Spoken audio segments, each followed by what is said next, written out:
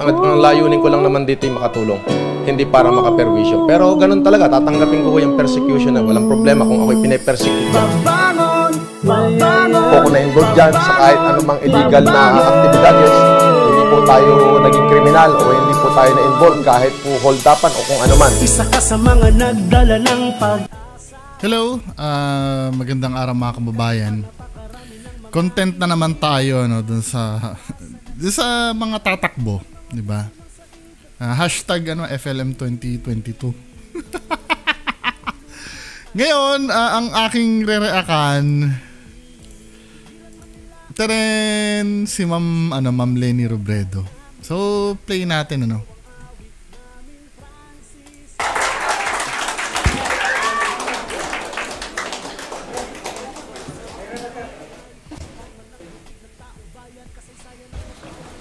Magandang umaga sa inyo lahat.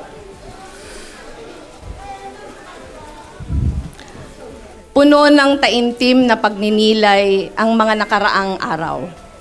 Salamat sa lahat na nagparating ng suporta, sumabay sa dasal, at umunawa sa pinagdaanan kong discernment. Pinapanood ko rin yung Wawa Winnie. Inaabangan ko rin kung mag-dedeklara si Willie Rebillame. Kasi pinakita niya COC niya. May TV kasi dito sa taas ko Process. Ukol sa halalan ng 2022. Sa prosesong ito, walang naging lugar ang ego o pansarili kong interes. Mabigat na responsibilidad. Ikakat ko lang. Bibigyan ko lang naman kayo na hindi na ako nanood ng talumpati ni Ma'am Leni. Diba? Doon sa mga nanood nung reaction video ko regarding kay Bongbong Marcos, naobserbahan ko na may mga viewer ako at mga malalapit na tao sa akin na pro-liberal. Diba? Kaya ako kailangan ko maging maingat sa sasabihin ko. Hindi, ito kasing election ay nadarating ay right nating bawat Pilipino yan. Hindi naman ito katulad ng ng laban natin kay Mangusin kay Francis Leo Marcos. 'Di ba nakipaglaban tayo kay Francis Leo. Si Francis Leo Marcos kasi hubad na sa katotohanan talaga na peke. Tsaka walang gagawin maganda. 'Di ba? Hubad na sa katotohanan 'yon, men. Wala na tayong dapat i-argue 'yon. Lahat tayo agree naman sa sa punto na yon, di ba? Pero pagdating kasi sa election, may kanya-kanya tayong punto. Actually meron nga nagle-lecture sa akin Anong name ni Sir?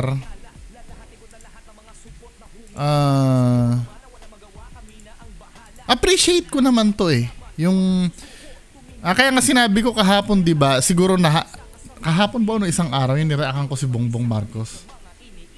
Kahapon nga yata. Di ba sinabi ko kahapon yung parang siguro baka naha-hype lang ako dun sa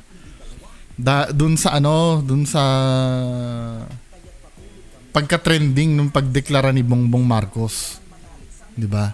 Kaya feel ko tuloy bandwagon effect kasi sa akin yun yung Bongbong Marcos din ako, di ba? At halos lahat naman ng kasamaan ko sa UTW dati, Bongbong Marcos din. Matagal namin na pag-usapan yan di ba? Pero katulad dito ang nagsabi sa akin si Onyx QI ba to? Onyx QI. Hindi mo alam sinasabi mo, Bungo, PCG just recover. Wala naman akong sinasabing yung nirahan ko si Bongbong Marcos Kaya nga sinasabi ko sa'yo, baka naha-hype lang ako. Sinabi ko kahapon yun. Hindi ko naman pinagtatanggol. Ang lang kasi dito sa mga liberal, sa mga, masyado naman kasi kayong defensive. Diba? Ngayon kung ako, hindi ko naman talaga alam kung tunay din na sinasabi mo or kung tunay nga. Papakita ko lang sa inyo Sabi niya sa akin, hindi ko daw alam ang sinasabi ko. PCG just recovered 3.7 billion approximately 170.7 billion from the Marcos family for the past 30 years, and there are a lot more. Some of his cronies, Jose Campos, surrendered 200 million, etc., etc. So, sinasabi ni Sir na may sinuli nga, ganyan. Diba? So, parang inaano niya na talagang mandurugas talaga si President Marcos. 'Di ba? Yun lang kumbaga marami pa rin talagang ayaw sa Marcos. Pero I'm very very sure marami na ring ayaw sa Dilaw. Bakit? Sa pananaw ko 30 years after nung EDSA Revolution, nabigyan na ng pagkakataon tong mga to eh. Sila na nga, nag-glorify na nga yung name nila, di ba? Naging bayani na yung sila Ninoy, sila Cory. Anong nangyari after? Umunlad ba ang Pilipinas? Di ba? Di ba, naging presidente si Cory Aquino. Dalawang Aquino nga ang naging presidente ng Pilipinas eh. Di ba? I'm sure, ayoko namang sabihin na wala naman na itulong, Wala naman na itulong. I'm sure, wala namang, meron naman talaga na itulong kahit papaano. Ayoko kasi sabihin na totally wala. Diba? May mga nagawa din naman, pero, hindi tayo pataas eh. Pababa tayo mga kababayan eh. Tapos yung mga ginawa daw, kinikredit. Yung mga kinikredit daw sa current administration ay pinagpatuloy lang daw nung mga dati. 'Di ba? Bakit pinagpatuloy ngayon? Hindi nagawa nung dati. Hindi, siguro dahil sa time sa pagpaplano, 'di ba? Yung nagpatuloy, kailangan din naman kasi bigyan ng credit yun kahit pasabihin mo na pinagpatuloy niya lang eh. Kasi kung inutil siyang presidente, si Duterte ngayon, kung inutil, wala rin mangyayari dun sa sinimulan ng sinasabi nyo. Diba? Tsaka yung sa, so sorry kung nag-struggle ako kasi marami kasi sa inyo na, hindi naman marami, meron kasi sa inyo na baka dilaw talaga. Isipin nyo kung bakit ako gigil na gigil din sa Dilaw. Katulad nga na sinabi ko kanina.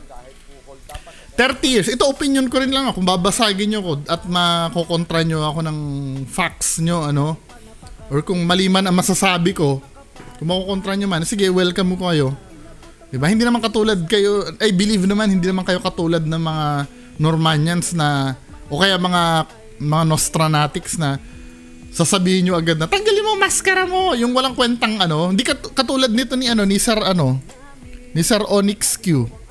Appreciate ko tong ganto. At least nagpapaliwanag siya, di ba? Hindi yung basta tanggalin mo ang maskara mo, tanggalin.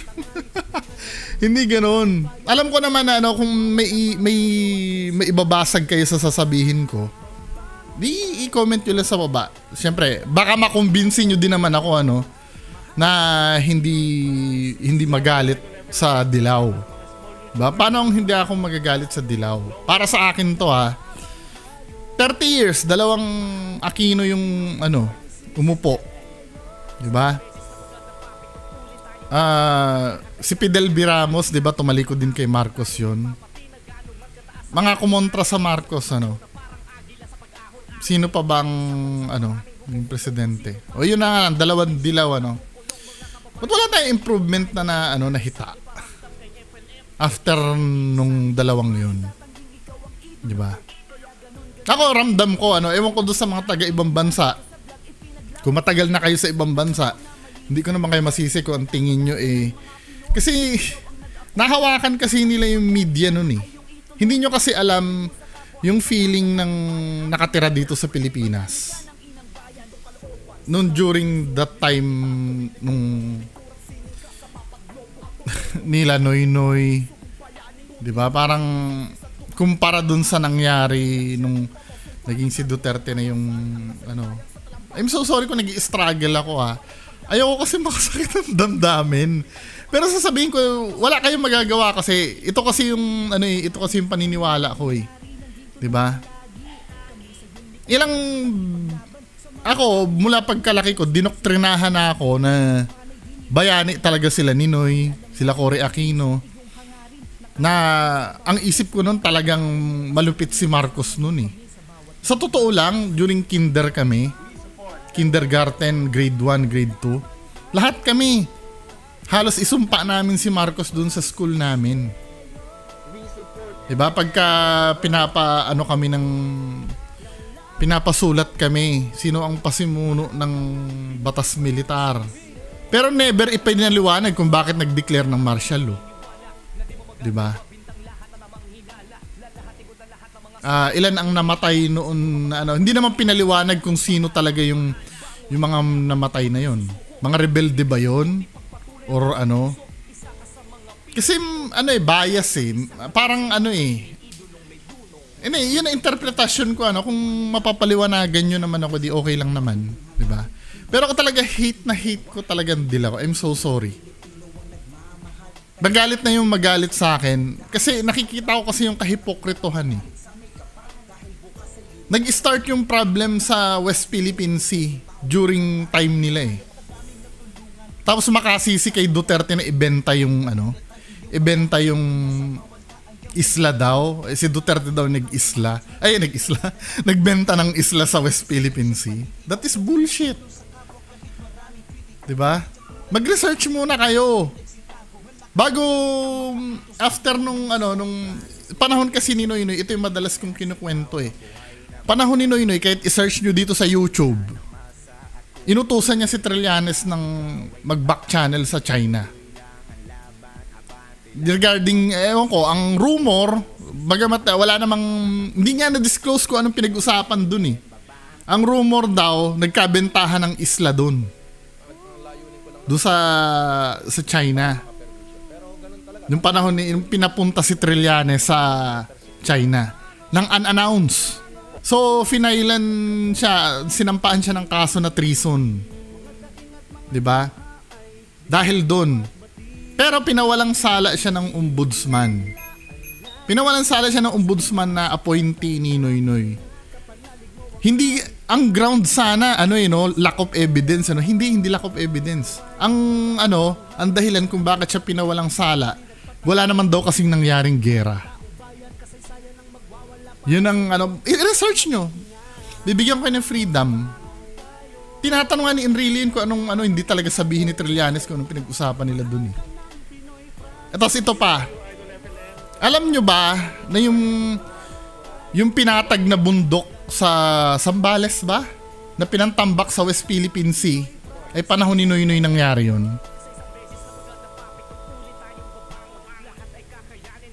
Wala kasi masyado kasi kayong tulong-tulong kasi ang Philippine media na sisihin si Duterte diyan eh.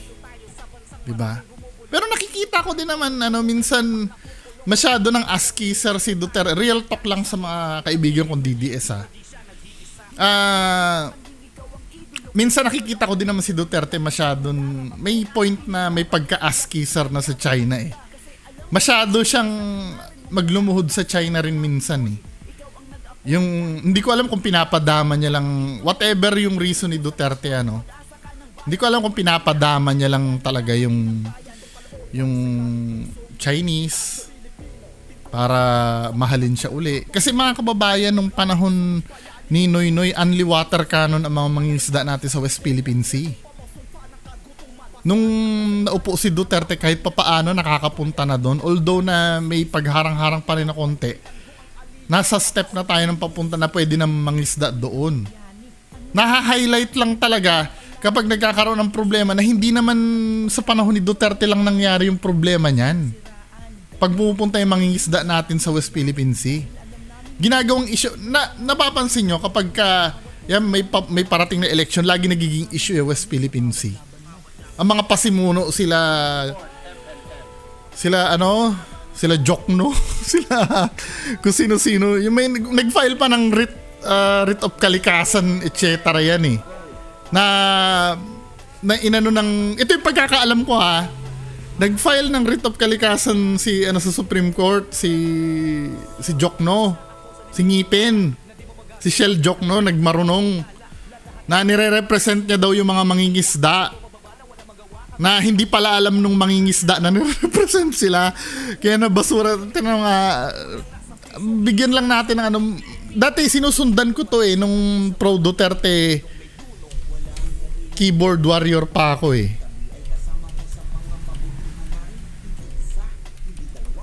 Parang gumagawa kasi itong instead na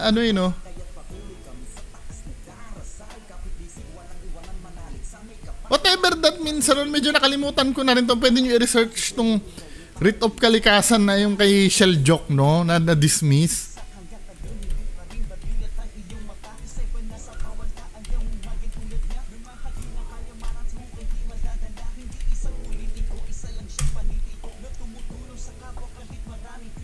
Ayan yung hindi umano tumalikod daw yung mga mangingisda, pero kasi hindi alam kasi ng mga mangingisda na nire-represent sila ni Sir Jokno.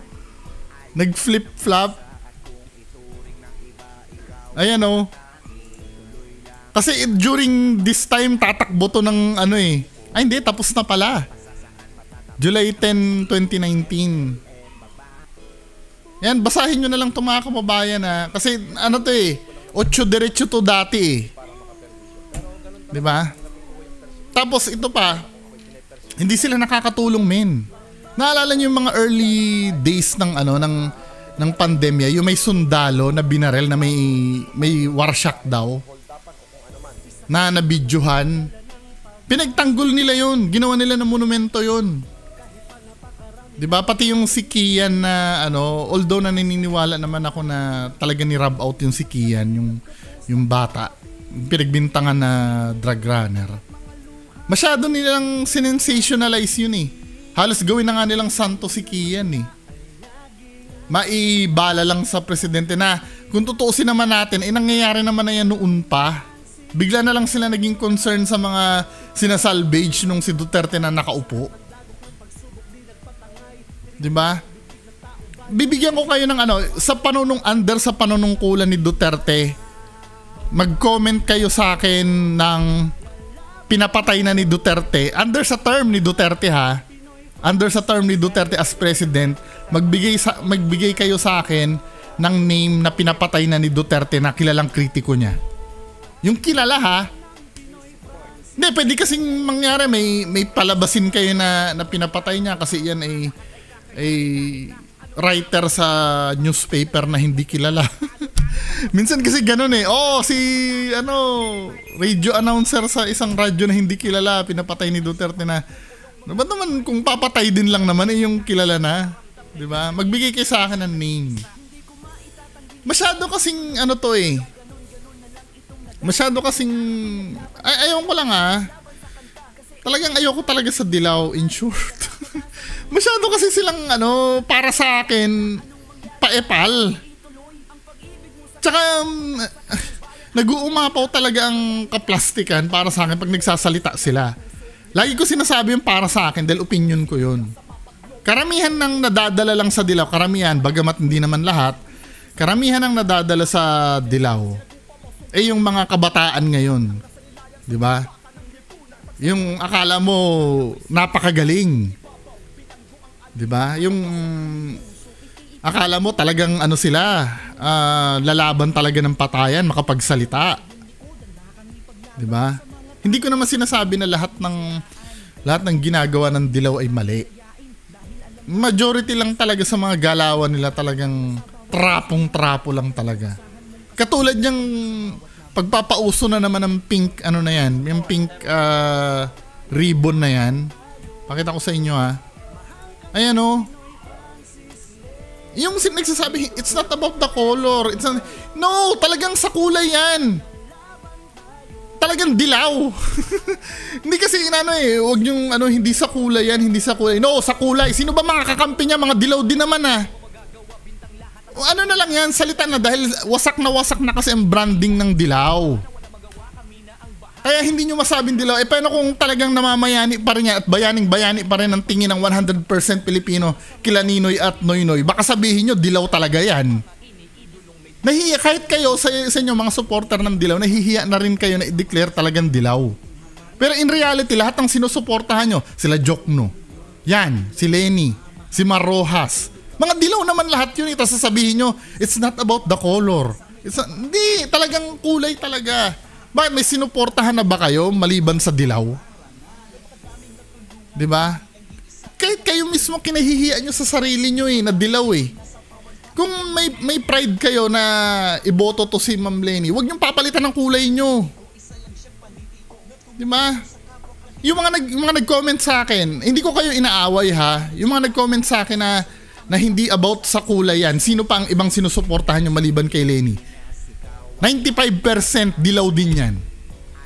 Joke, no? Wag nyo na muna ako lokohin na ano. Hindi, I'm so sorry ha kung ganun yung word na nasasabi ko. Kasi feeling ko kasi niloloko nyo yung sarili nyo eh. Nang sasabihin nyo, it's not about the color. It's all about yung pag-asa, etc. Diba? Pero lahat naman ng dilaw din naman lahat. Ni wala kang pinili nga sa sa ibang partido eh. Puro dilaw talaga. Sabihin mo, it's not about the color. Ang sa akin lang naman, magpakatotoo kayo kung dilaw di dilaw. 'Di ba? Hindi nagagamot kasi yung branding nyo, yung pagkawasak ng branding nyo sa pagkuha ng ibang kulay. Yung pink. Hindi nagagamot yung pagkasira ng bumangon kayo. Kung talagang gusto nyong maging successful yung mga dilaw, ibangon nyo, dilaw kayong bumagsak, dilaw din kayong aangat. Ganon, dahil once na binago nyo na yung kulay nyo, ibig sabihin nyo talaga, sirang-sira na talaga kayo. Binago nyo eh. Ibig sabihin, hindi na umi-epekto yung dilaw eh. E di paliwanagan nyo yung mga tao. Ako, handa din naman ako eh. Open ang isip ko, kahit sarado. Hindi, sige. Open ang sarili ko. Basta, wag nyo i-deny na dilaw. Talagang dilaw talaga eh. Yung sasabihin nyo, hindi naman sa kulay yan, talagang sa kulay yan. Sino pang ibang sinusuporta mong kandidato? Maliban kay Lenny Robredo, sino-sino yung mga malamang kasama sa listahan mo si Dilima.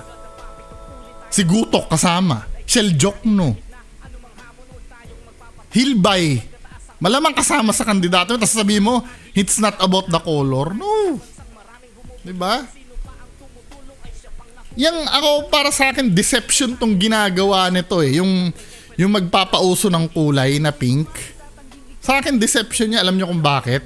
Nililito niya yung mga tao eh.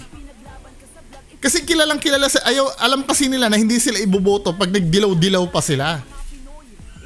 Diba? Huwag niyong patayin yung legacy ni Ninoy. Ipaglaban nyo. Iniiwan nyo eh. Kaya paano ako makukumbinsi na totoo kayong tao? Ultimong kulay na pinauso nung sinasanto nyo na kinakahiya nyo na. Tapos i-expect nyo magtitiwala ako sa inyo? Diyan sa mga marketing nyo na yan, no? Pero inuulit ko ha, open pa rin ako. Sige, paliwanagan nyo ko. Men. 'Di ba? Hindi pa naman baka mamaya kung sobrang satisfied ako sa paliwanag nyo, baka ikampanya ko pa to si Ma'am Lenny, 'di ba? Pero sa ngayon, kung yung mga ang sasabihin nyo sa akin, wala sa kulay yan, hindi ako naniniwala. Hindi, sabihin nyo na, tinatanggap ko naman kung si Duterte hindi naman naging mabuting presidente. 'Di ba? Tatanggapin ko na kung mabibigyan. Katulad nito, yung nag-comment sa akin, 'di ba? Si Sir Onyx.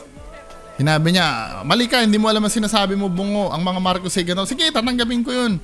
Kung may mare-research ako na talagang makatotohanan yun, bakit hindi ko tatanggapin? Totoo eh. Diba? Pero yung ikukumbinsin nyo ako na hindi trapo tong mga to, na hindi gawain ito na magpalapad lang ng papel, hindi nyo ako makukumbinsi. Talagang ganun na talaga. Yung pattern to eh. Tuwing may namamatay, kinakapitalize lagi yung namamatay sa kanila. 'Di ba? Ito, kaya nga nanalo to, namatay yung asawa. Hindi, I'm so sorry ha. Yun kasi napansin ko eh. Maybe I'm wrong, pero yun na nakita ko eh. Namatay si Cory Aquino, naging presidente si Noynoy. Namatay si Ninoy, naging presidente si Cory. Na kung tutuusin naman, kumbaga, ginamit lang yung simpatsya ng tao. Para mailuklok lang, may maitapal lang na kung sinong Poncio Pilato. Diba? Alam ko abogado to eh. Okay naman to. Kaya lang I'm so sorry talaga, hindi ako siguro kung pipili kayo ng ibang kandidato maliban dito, ayoko din kay Mar Rojas eh. Trapong-trapo din kasi si Mar Rojas eh. Sino ba bang may sa inyo? Siguro si Shell Joke, no? Kung yung nag-standard bearer nyo. Pwede. Kesa dito. Diba? I'm so sorry ha. Magalit man po yung magalit sa akin, pero ito yung paninindigan ko. Again, open naman po ako if ever na makapagsabi kayo ng ikakakumbinsi ko. Pero sa ngayon, I doubt na may masasabi ko na makumbinsin nyo ako na suporta ito ba nga to? Maaring makumbinsin nyo ako na mag-withdraw ng suporta kay Duterte. Pwede. Maaring makumbinsin nyo ako para hindi ko suportahan si BBM. Pwede. Maaring makumbinsin nyo ako na hindi rin suportahan si Isko. Pero never nyo ako makumbinsi na suportahan to. Yun lang po. Maraming salamat. Bye-bye.